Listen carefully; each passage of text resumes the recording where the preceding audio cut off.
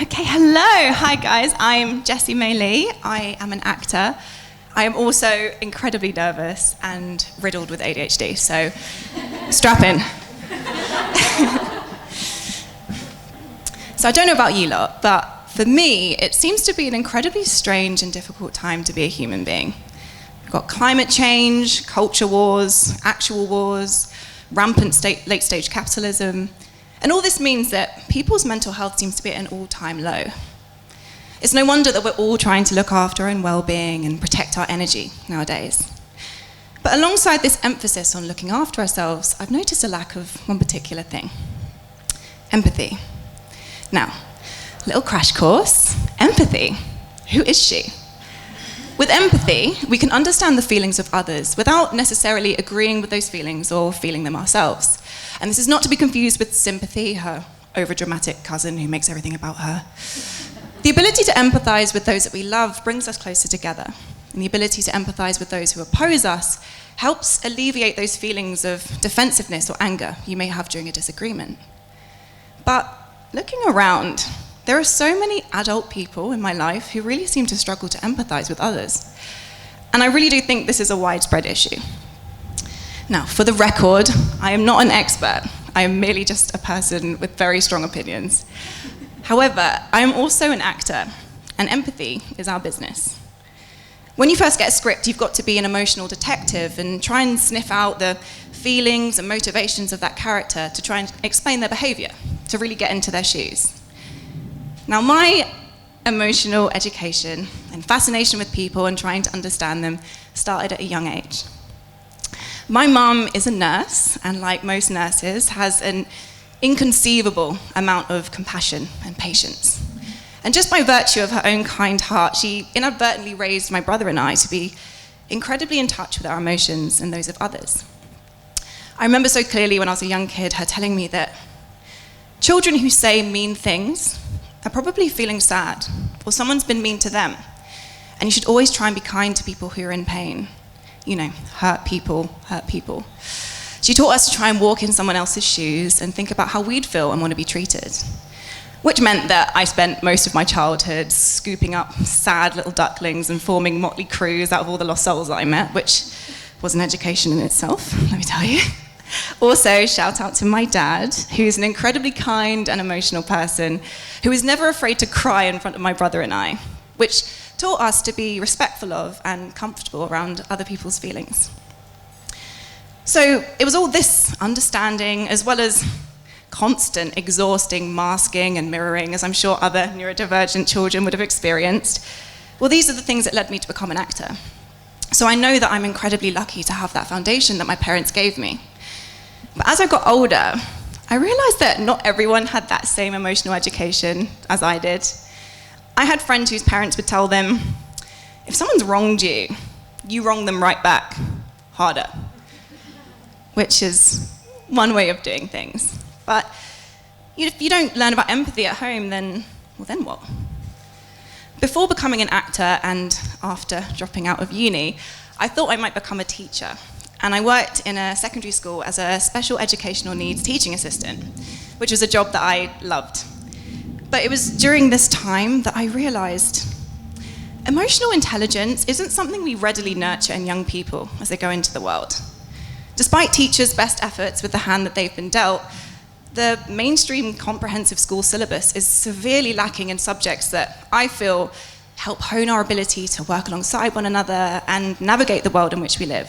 Things like psychology, self-awareness, critical thinking, media literacy, anthropology, health, sex, relationships, not to mention politics and taxes, but that is a whole other TED Talk. Authoritarian teachers venting their own bottled up emotions on frustrated pupils in a system that values obedience and conformity over creativity and teamwork. Well, from what I've seen, that is a recipe for toxicity. So you don't learn about empathy at home or at school. Well, then what? Luckily for us, we are all more connected than ever through the magic of the internet and social media. Right? We silly little humans are well known to accept the reality with which we've been presented. And for many, it's so easy to live much of our lives online nowadays. And if your reality is being shaped by this wild, wild west of misinformation, fake news, AI-generated images and influencers spreading fear and hatred towards other groups of people, well, then we've got a real problem. The internet creates personalized algorithms, which means that the content that we see only amplifies our own viewpoints.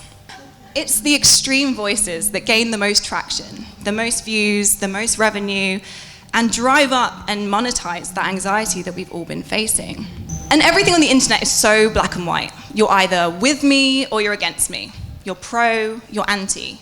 You're a good person or you're a bad person, with zero room for gray areas or nuance. You'd think that as we progress as a society that our collective emotional intelligence would be improving, but that doesn't necessarily seem to be the case, and certainly not according to social media. This is why I would argue that more than ever, we need art. There are still parts of the art world that are yet to be colonized by huge corporate interests, and these are the final bastions of true and honest expression. Art is there to move us, to shake us up, get us asking questions, try and find out what the artist is trying to say or not to say, to empathize. It's an opportunity for us to experience and understand the lives of others, especially those who we might not necessarily meet in real life. And in an increasingly distant and individualistic world, it does seem to me that for some people, the only time they really get to understand and experience the lives of the other is on our TV screens. Film and TV have so much power to shape the way we view each other, especially in a time in human history where almost all the information we consume is fast-paced audio-visual. For example, when I was growing up, the kinds of messages that I gleaned from TV were things like, women aren't funny, nor are they capable of being in positions of power, that East Asian women are sexy and submissive, whereas East Asian men are anything but sexy, more nerdy comic relief characters. And what frustrated and confused this little neurodivergent child was that I would look around and see that these things weren't actually true off screen, yet they had such a tight grip on people's collective understanding of the world.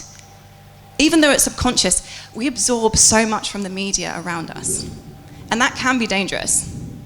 You just have to look at the current state of trans rights. How much of that has been stirred up by politicians and influencers riding the wave of the disturbing trend of horror films from the last century, where male murderers would dress up as women to access women's spaces.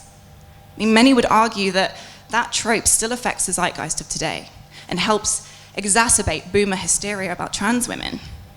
So many neurodivergent people remain undiagnosed, distressed, burnt out, and held back because they don't share those same stereotypical traits as archetypal male autistic characters like Rain Man. And in a time where we are predisposed to be willfully ignorant and hateful of the other, I really do think that authentic representation is really, really essential. And it's not easy for some people to accept and tolerate the unfamiliar. And I'm not saying that, the whole world just needs to hold hands and love each other, but how the hell are we meant to empathize with each other if we only see stereotypes instead of actual representation? I'm just going to hold this frame. From what I can see, lots of mainstream entertainment nowadays is steeped in this particular brand of representation that I feel has become so corporate, like shallow instances of bigotry or misogyny or racism to help boost a story's inclusion and diversity quotas. It sometimes feels like social justice issues are shoehorned in so that producers can give themselves a pat on the back for being on the right side of history, but with little regard for the authenticity and nuance that make human experiences relatable. For example, in real life, have any of you ever seen someone pretending to cry? Like crocodile tears to gain your sympathy? As much as you may want to empathize with that person, as soon as you sense that inauthenticity, it impairs your ability to feel for them or put yourself in their shoes because, well, it's not real. What should be an honest moment of expression that we can all relate to becomes a considered action. The person fake crying is trying to manipulate you into feeling some kind of way. Well, to me, that's what bad representation in the media feels like. Perhaps we're meant to feel sorry for this minority character to keep in line with the social mores of the day and boost ratings. So we are repeatedly, explicitly, and clumsily told to feel that way, rather than just showing us something that may naturally move us without the motivation to appear woke or have mic drop TikTok shareable moments that take you out of the story. Well, rather than feeling empathy in those moments, you may feel like rolling your eyes. And despite the mostly good intentions behind these choices, I can see why it could really rub some people up the wrong way. I'm gonna let you into a little secret here, guys, but I sometimes like to pretend I'm an angry straight white man. And there'll be times when I'm watching a viral TV show where the minority protagonist is being victimized by the mean old guardians of the status quo. And inevitably, these nasty, bigoted, white male villains are often made to look cartoonishly stupid and evil. Now, while I understand it's incredibly important and cathartic for people who have suffered to have stories about overcoming adversity like this, I can't help but get the feeling that sometimes these more shallow corporate depictions of box-ticking diversity that condemn the nasty white man maybe do more harm than good in the long run, if not handled well. More and more young men are turning towards alt-right ideologies because of their wild misapprehensions about women. Older generations are confused and alarmed by queer young people and their aggressive progressiveness. And powerful people around the world are taking note and using this to their advantage. As we know, hatred and anger, they stem from a place of fear. Fear of the unknown, fear of the other. It's just human nature to fear what we don't know or to feel uncomfortable in a scenario that's unfamiliar to us. But what I think is particularly relevant nowadays are things like fear of appearing ignorant or of offending someone or being excluded from the conversation. I genuinely believe that most people you meet have good intentions. I've met many people who I know to be kind and well-meaning, but will immediately close off when the conversation turns towards subjects like pronouns or trans rights. Not because they're horrible people, but because they're afraid of feeling awkward or of creating a conflict or afraid of being judged and having it used against them. But having a little window into someone else's world, just to fill in those gaps in our knowledge, even if we don't connect with what we see, well, at least that fear of the unknown is gone, giving us more room to be able to empathize. I also just think it's a good business decision if these big companies start truly celebrating artists and creators and writers from minority backgrounds and giving them the freedom to express themselves and the stories they want to tell in a way that feels authentic to them. Because our lizard brains can tell the difference. No one wants triple audience tested, safe, sterile, social media approved content. We want stories that are original and stylized about women and minorities who are just people with flaws, who behave badly and learn from their mistakes, or not. Stories that invite us into someone else's world, not to make some big point for social media clout, but just to see the world in which they live and how it differs from our own. Empathize amongst yourselves for a second. Where are we now? Oh, it's very, very good. We are all messy and strange and weak, and I want to start seeing that in the mainstream because we can all relate to people who aren't perfect, because nobody is. But, luckily for us, the tides are turning, and more we're seeing art in the mainstream made with passion and a clear voice by people who may not have been given the opportunity before. Proving to the kinds of people that told me growing up that women aren't funny, can't be leaders, can't be auteurs, or just that there isn't a market for more diverse faces on screen, well, I hope that they feel very silly.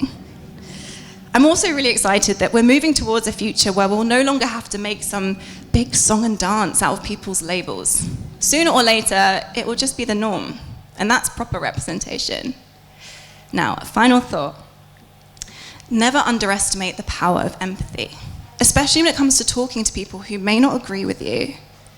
Some of my closest friends in life have hilariously differing views from my own, but that doesn't mean that we can't find common ground and love each other, as I understand and respect the reasons for their beliefs, and vice versa. It doesn't always have to be a fight, and Through these relationships, we can gently learn from one another, but also just accept that we are all different and we don't all have to agree all the time, and that's okay. And next time you find yourself getting into an argument at the dinner table with a relative over some social justice issue, I would ask you to try to be open and listen to them respectfully and try and understand their point of view. Because no matter who we are, we all want to feel heard and to feel respected and have a safe space from feeling attacked and humiliated. Because when we have those things, we're way more likely to be open to other people's thoughts and ideas. Empathy is the first step to tolerance, and we need that more than ever right now. And I know it can feel futile and frustrating and requires a kind of strength that I feel is incredibly undervalued. I believe with enough patience and empathy that you could be on your way to changing someone's mind, or maybe even having your mind changed. Thank you for listening.